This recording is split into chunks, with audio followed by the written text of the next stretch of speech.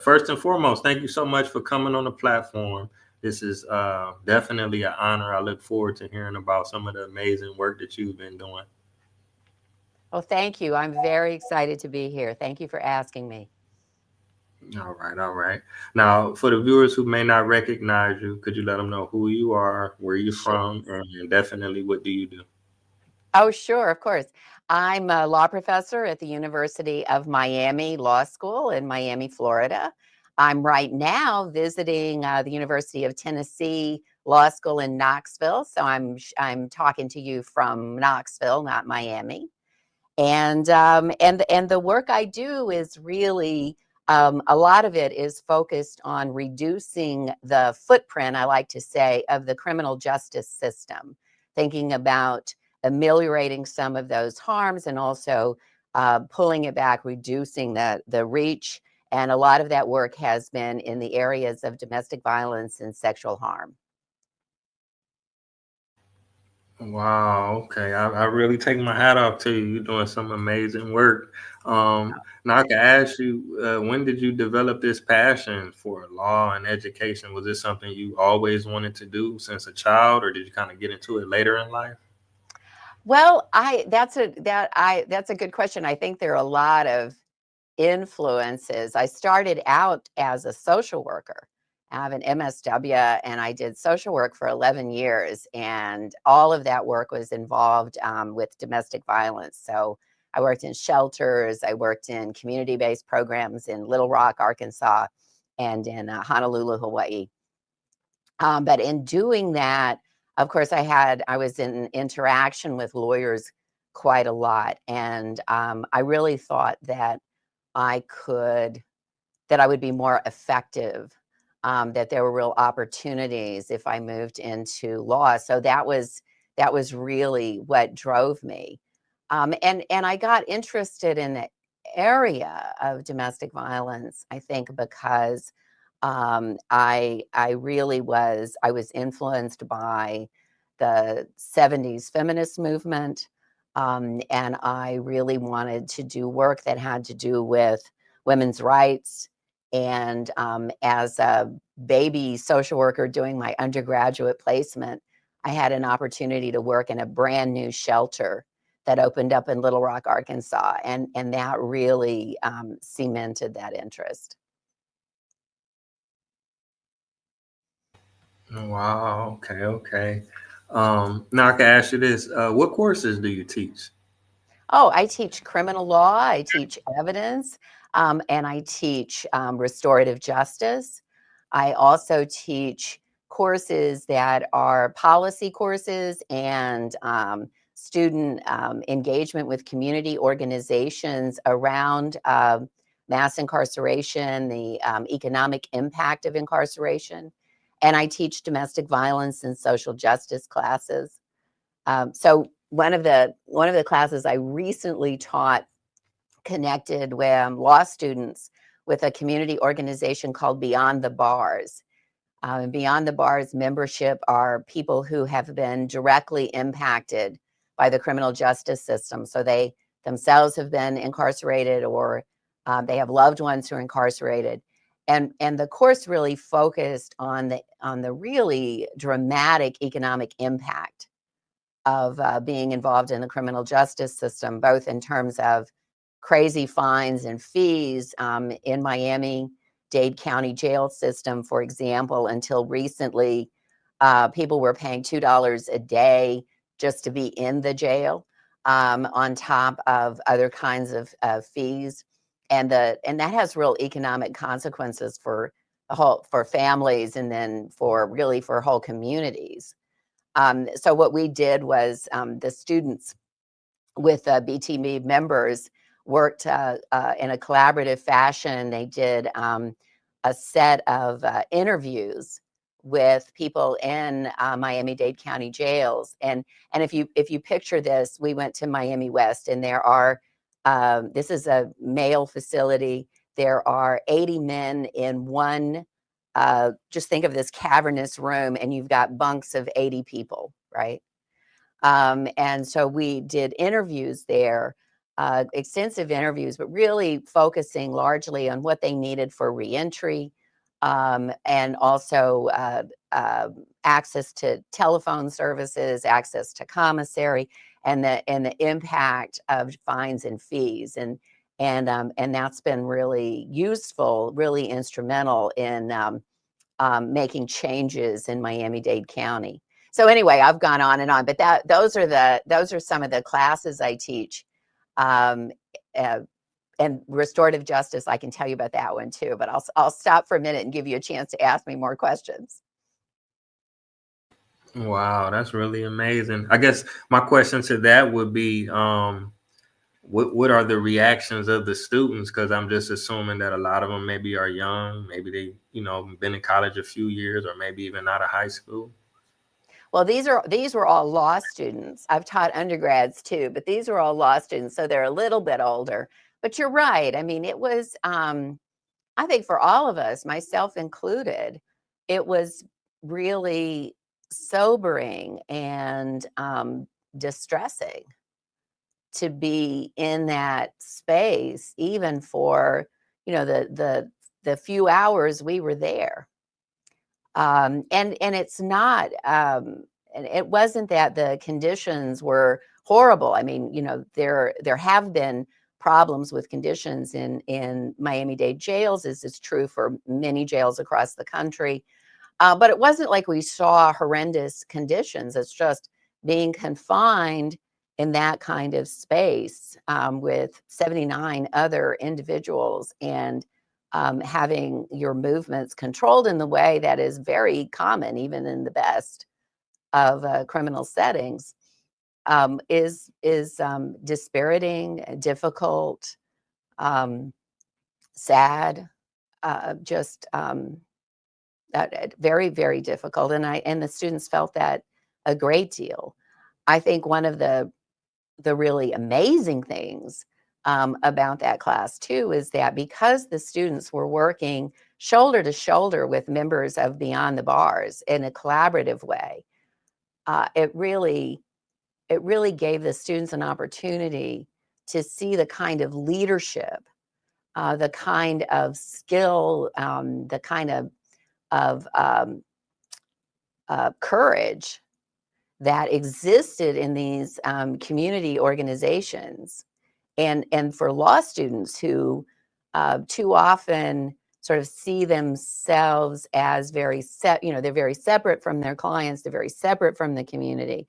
I think that was an amazing learning experience for them, and the students told us that. And the community organization also really benefited from the student power and the student assistance with their projects, but also were really encouraged by the students' interest and the way the students were moved by what they saw. That was a very encouraging thing to the to the community organization members as well. Okay, okay. It seems like it's definitely a life changing experience to be outside of the classroom and be able to interact with people in the community who are actually, involved on the ground. Absolutely. I think life-changing, and not just for my students, but for me as well. Absolutely true. Okay, now you was mentioning restorative justice. Right, right. If you You want me speak to tell you about that. about that? Yeah, yeah. Yeah. So, I mean, so there are different meanings of restorative justice, but the one that I'll just focus on is a way to respond to harm that's not punitive, that's not about punishment, but rather about accountability and about support for the survivor. So accountability and support. So I don't say healing, though I think many survivors do find it healing, because that's a big promise, right? That's a really big promise to say you're going to heal from being hurt. But I do think that you can have processes that that move more in that direction and processes that don't. So the conventional criminal justice process does not, for the most part. Most survivors who experience the criminal system, or many of them, don't feel that that they were cared for, that their interests were central to what happened. So what happens in restorative justice then, if a survivor wants to participate, and if you have someone who caused harm who's willing to admit to that harm, who's willing to say that, yes, I did that thing, then you might have, with a lot of preparation and a lot of support and very careful planning, you might have a conversation between those people. And that conversation frequently would include people who care about them. So for the survivor, family members, close friends. Similarly, for the person who caused harm, people who are positive influences in their lives, or other people, perhaps family members, right, might all be a part of a conversation that's directed at two things. One, the person who was harmed and the people who have been harmed in a secondary way because of the harm that's occurred to them get to talk about in very specific ways the impact that had on them, the real significant kind of way that trauma has played out in their lives. And the person who caused harm gets an opportunity to answer any questions that that survivor might have. And then there's a reparative part of this. And that reparative part might look like having the person who caused harm, might look like victim compensation of the kind you might get in for example, in a courtroom, though that happens very rarely. It might look like rehabilitation. You might think of it as rehabilitation kinds of measures. It might be that there's an alcohol or a drug problem, or maybe there's a violence treatment problem that needs to happen. So so a restorative process can be the gateway into other kinds of support kinds of services. And sometimes you have situations where the family members then can offer support, can offer help. That might be it might be material help. It might mean lend a car. It might mean other kinds of things, but sometimes it means emotional support.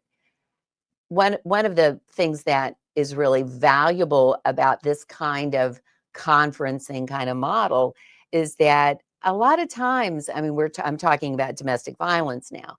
A lot of times, you have intergenerational violence happening, right? So this didn't start with this person. This person who caused harm experienced that violence in their own upbringing, right? And maybe they have a parent who experienced violence in their upbringing. So when you bring everybody together, it gives an opportunity to really name that intergenerational piece of that. So this kind of process has been used, for example, in child welfare context. So Joan Pennell and Gail Burford, who are sort of early leaders in that work, found that the indicators for child well-being were much better in families that had used this kind of process than they were in the kind of conventional, if you will, child welfare context. Similarly, in the criminal system, Heather Strang and some others have found that the recidivism rates in cases involving violence were much less for folks who had been through this kind of process than they were for people who had had the, if you will, conventional kind of criminal process. But setting aside those outcomes, as important as they are, I think there are real benefits in having this space where you can talk about all of the different kinds of social factors, the conditions, the family history, the past trauma that impact the use of violence, and do it in a way that doesn't excuse behavior, but helps to understand behavior, that doesn't blame the victim, but helps to think about how this might be, how we can interrupt this pattern, how it can change going forward. So that's restorative justice. Now, sometimes you have a situation where the it may be that the person who caused harm is not ready for that kind of dialogue, or maybe the survivor doesn't really want that kind of dialogue. But because violence has this way of having all these ripple effects in relationships, it fractures relationships beyond just between the two people where violence has occurred. So, for example, family members of the survivor may feel estranged because they've tried to help, but they've been cut out by this abusive partner, right? Um, and so, or the survivor may feel that she or he or they have been abandoned by their friends or family. So sometimes this kind of dialogue and aimed at repair can also be and involved in those kinds of networks, right? Though you might have a circle, again, well planned, well facilitated, well prepared, that does that kind of healing. So that's the kind of, that's the part of restorative justice that a lot of my work has been about. Wow, that's really amazing. Now I wanted to ask you about this. I was checking out your profile, and you talk about mass incarceration. I know you kind of touched on Miami and Dade County, but I guess nationally, like, what are the numbers, and are Oh, they getting sure. better? Are they getting worse? Are they about the same post COVID? Well, we had a dip. We had a dip in incarceration, and then it's come back up. It's kind of leveled a little bit. It's a little tiny bit lower than it used to be, but it's still quite high. We have one of the largest incarceration rates in the world. The last time I looked at it, I think one country, El Salvador, beat us out. This is not a competition you'd want to win, right? But we have an extraordinarily high incarceration rate. We have about one. I have to look at my note here. About 1.8 million people incarcerated right now. That's about 656, 660 per 100,000 people. 660 per 100,000 people who are incarcerated. Just compare that, for example, to Canada, just north. Their rate is 85 per 100,000 people. And Canada's rate is much, much higher than many other countries in the world. So we have an extraordinary high rate. But the rate of incarceration really is only the very significant tip of the iceberg. We have 5 million people who are in some way under control of the criminal justice system. They're on probation, they're on parole, the folks who are wearing ankle monitors. That's 5 million people, right? There's a recent study that looked at the number of households that have some family member who has either been arrested or is incarcerated, and those numbers are approaching like 50%. This is an huge. I think of it as a public health issue. It is a huge issue for this country. One researcher said that we've been engaged in an uncontrolled, unplanned social experiment for about the last 40, 50 years. It's really quite significant, and it has this massive kind of impact in so many other directions, right? It has I've mentioned economic impact when I was talking about folks in Miami-Dade, but that economic impact has had tremendous negative effects on the family members of people who are incarcerated, and because the incarceration occurs in really concentrated kinds of ways. So Loic Wycott talks about you should say hyper incarceration instead of mass incarceration because it comes out of decisions about policing and surveillance that are concentrated in communities and significantly in communities of color and significantly in Black communities. So because the incarceration has a concentrated kind of effect, it then means that those economic impacts have a concentrated effect. So you have poor communities that are already suffering economic concerns, right? But then incarceration deepens that in really significant ways. And then when you have returning people who now have a criminal record, again, if they return to their community, you have this, again, concentrated effect, and you have employers who don't want to employ in those communities, in part because they don't, of the problem that they don't want to hire people with a record. So it has this kind of this kind of domino kind of effect that I think we don't, it's not widely appreciated. Yeah, definitely. Because you mentioned Canada and I think you said Salvador. I'm a world traveler. I've been to about 70 countries. So, I could see the difference in like the interactions with the people and the police. Because, like, even if you go to, I guess, a more developed country like maybe the Netherlands or the UK or New Zealand or Australia, you don't see the constant confrontation, and you don't see the prisons, and the police. Right. Each police officer may not be armed, where every police officer has a gun, or every police officer has to have a vest. They may have a special unit for violent crimes. Because I'm from Right. Cleveland, so it's probably similar to I know. Miami, right? I So it's know. always Cleveland is similar. And yes, I know something about the issues in Cleveland and something about the history that you've written about. But yeah, yeah. yeah, So, I yeah, mean, definitely.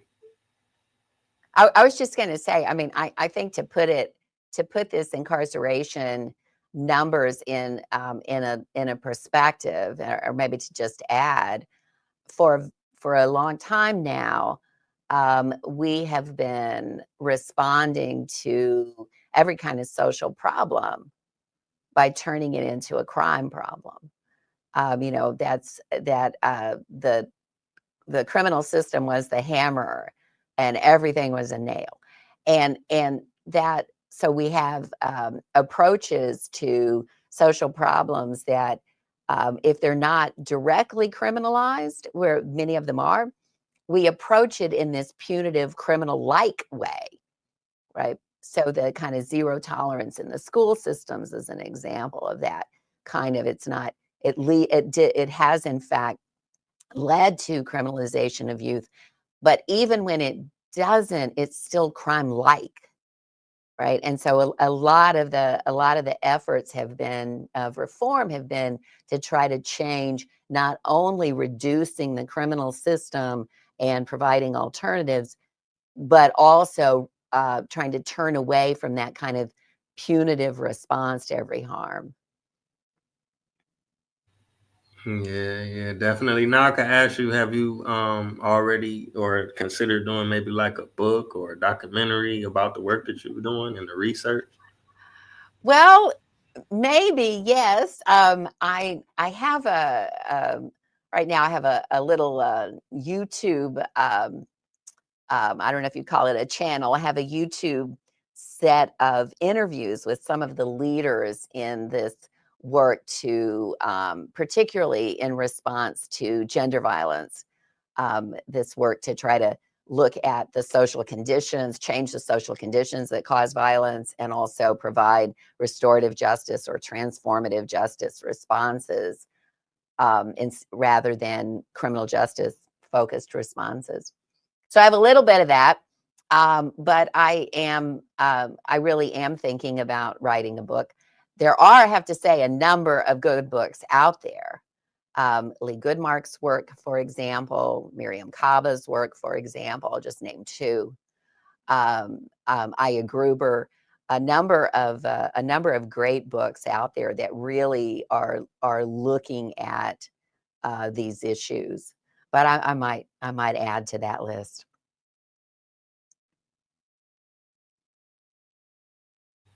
Okay, okay. I definitely look forward to that. I'm sure the viewers do as well. We're about 25 minutes in, so I wanted to ask you maybe one more question, if that's okay. Sure. Okay, now in your profile, you talked about the Navajo peacekeeping courts. If you could speak about that experience a little bit. Sure, I'd be happy to do that. So that Navajo peacemaking courts, and now they don't use the word court; they say program. But that really started me my interest in restorative justice. So I had the good fortune to be a lecturer at Stanford Law School at the same time that Justice Ray Austin, who was then a justice on the Navajo Nation Supreme Court, was teaching a course. So he and I got to talking about how different peacemaking courts approach domestic violence. And then that led to a research project, and I spent time in the Navajo Nation really looking at their peacemaking courts. And so that there are real differences in peacemaking as compared to the kind of restorative justice conferencing I was just describing, in that for those for whom it resonates, peacemaking courts can rely on some traditional Navajo concepts and identity. So that's different. But in many ways, the methods are quite similar to the conferencing that I described. And that's not a surprise because, in fact, conferencing is based on models that came out of indigenous communities. So there's a reason there's a similarity there. But in peacemaking, what I really loved about it, one of the things I really loved about it, is that while cases were referred from system actors, um, they didn't have to be. People could self-refer. They could just petition. They could say, "This thing is happening to my loved one," or "This thing is happening to me, and I'd like to set up a peacemaking." And then the facilitators are the peacemakers are elders in the community who have been selected because of their leadership and because of their knowledge, some of them for their knowledge of traditional Navajo concepts of spirituality, and of harmony. And so there's this opportunity then to both and activate, if you will, the support networks that might be there, but also to strengthen them, to deepen them through that peacemaking. And which, so that set me on the path. And that research I did and published in 1999 in UCLA Law Review set me on the path to do more research in these restorative justice alternatives. And one thing I forgot to say, but I can't stop and not say, is that I think it's really important uh, to address the social conditions that cause and maintain violence, and part of that really is about economic um, security and the lack of economic security in our country. So there are some other community-based restorative justice programs too, by the way. By community-based, I mean not connected to the criminal system or any system. There's a great program in California called CHAT, CHAT, that is a community-based restorative justice project that's had tremendous success. But I'm probably about out of time. Am I taking you over? Oh no, it's okay. Yeah, you can go ahead. Oh, no, so Chad, Mimi Kim, Sujata Balaga have, and others put together this program, and the referrals come from service organizations. They don't take any, they're not connected with law enforcement at all. And uh, it's been a really interesting project that allowed families then to talk about the violence that had occurred in their families, and to get help in a way that the criminal system certainly would not have provided. Okay, okay. I appreciate you sharing that information. So for the viewers, if they want to, keep up with what you got going on, do you have a website, or should they just check out the YouTube page? Or They what they should do is look at my webpage at the University of Miami Law School, and I'm more than happy to get email. My email address is right there at the University of Miami Law School, so I'm not hard to find. But I'm really always interested in the work that other people are doing. I'm always learning about new projects, and I'm really happy to be in dialogue with people.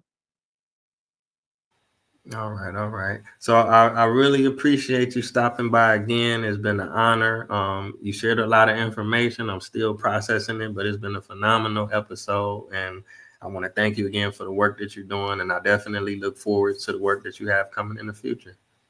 Well, thank you. It's really been a pleasure to talk with you as well, and happy to learn about some of the amazing work you're doing. Thank you, thank you.